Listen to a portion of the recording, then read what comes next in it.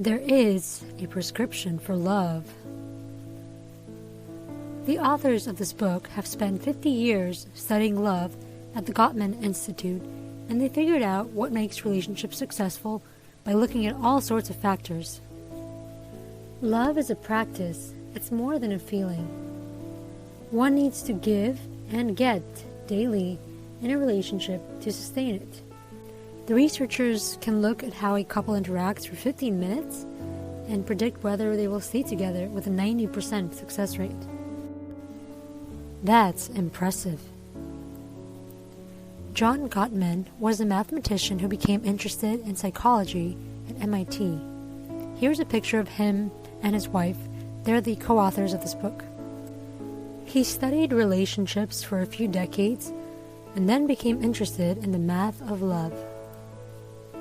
The authors have studied over 3,000 couples in the Love Lab. Picture this: relationships, like recipes, have secret ingredients for success or disaster. Our dynamic authors have gathered an entire galaxy of relationship data, millions of points twinkling with insights. These are the requirements to build a strong and loving relationship. Number 1. Ignite curiosity. In the dance of romance, curiosity should be your favorite move. Explore the hidden depth of your partner's world like a detective on a thrilling case. Number 2. Bask in adoration. It's crucial to feel like the cat's pajama. Your partner should shower you with adoration many times out loud, not just whisper sweet nothings one time. Number 3. Turn towards love. Think of your relationship as a grand adventure. Turn towards each other, not away. These tiny bits for connection are like the magic beans that grow the giant beanstalk of intimacy. Even small gestures can steer your love story toward happily ever after. Relationships are built on telling a partner what they're doing right rather than wrong. Love isn't enough when couples stop making each other a priority. A 30-year study on couples by UCLA's Sloan Center showed that relationships must be mindful. Otherwise, they just become boring to-do lists. A bid for connection is an invitation to connect and can take many forms, such as physical, verbal, or subtle. Bids for connection are the biggest fortune tellers, predicting future happiness. The Love Lab studied 130 couples in the honeymoon phase right after marriage.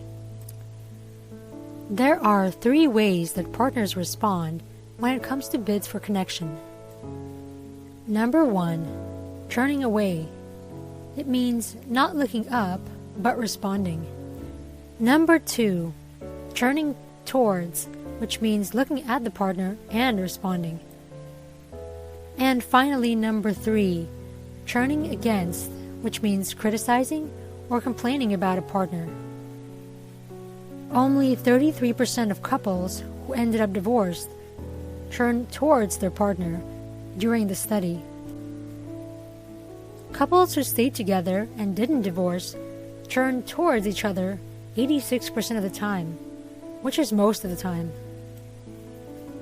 The first step in resolving issues is to know and be known. People get to know one another by asking questions.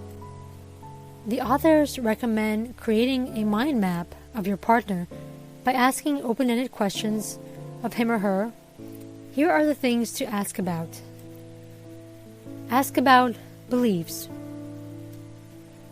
fears, desires, hopes, and dreams. These questions must be re-asked frequently and not just on special occasions, because things can change. Keep in mind that answers evolve as relationships mature, and people won't answer one question the same way over time because people change over time. Goals and desires change, and so do bucket lists. Another big idea in the book is how to resolve gridlock issues, those tough disagreements that just won't go away in a relationship. When there's a gridlock issue, there's an unspoken or unrealized life dream in there. Thinking about the vision of a partner leads to breakthroughs in 87% of cases where partners felt gridlocked. Relationships are like treasure hunts for dreams, values, and epic family sagas. To get on the same page, just follow the love map of your partner. But guess what? The map is a magical, ever-changing puzzle. You'll keep finding hidden gems in your partner's heart, and it's like a lifelong game of I Spy with your favorite person. So don your explorer hat, because the adventure never ends. A person goes through a kaleidoscope of change over a lifetime. That's why you gotta keep exploring. Unhappy couples miss 50% of the nice things their partner did. That's a big chunk. Happily married couples are more likely to notice good things in their relationship. People look for threats in their relationship because it will help them survive, and they like to think of themselves as objective.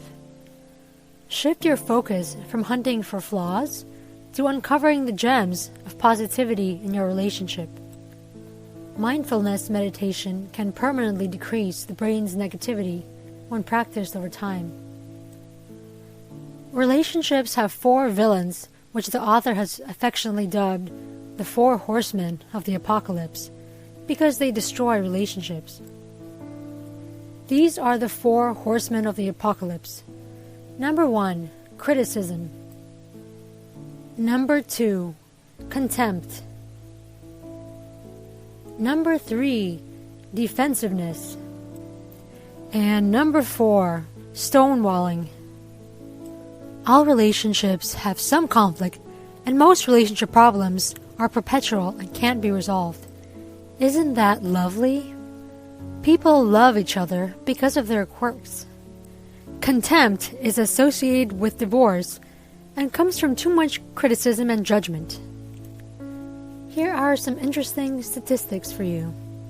5-to-1, the ratio of positive to negative interactions needed to keep the relationship alive during a conflict.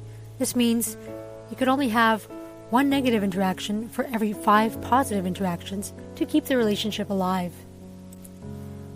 Couples need 20 positive interactions for 1 negative interaction to avoid divorce. Happier couples were more empathetic, and their impact matched their intentions. These findings that were just mentioned held across all demographics. The people we love survived something, which is why they may get anxious or irritable at times. Admiration is an action. We should see the best of our partners first. Imagine this: positive memories doing a disappearing act like a magician's trick. Poof, they're gone, and suddenly it's all contempt, the sequel. But don't worry, we've got the ultimate memory magic show here. Keep those good times alive and never let the memory monkey steal your love story. As a side note, every person has a different comfort level when it comes to touch, and this comes from their upbringing. Friendship, affection, and respect are essential for all relationships and marriages. What have you found to be most interesting or surprising about the summary? Please comment below. Thanks for watching!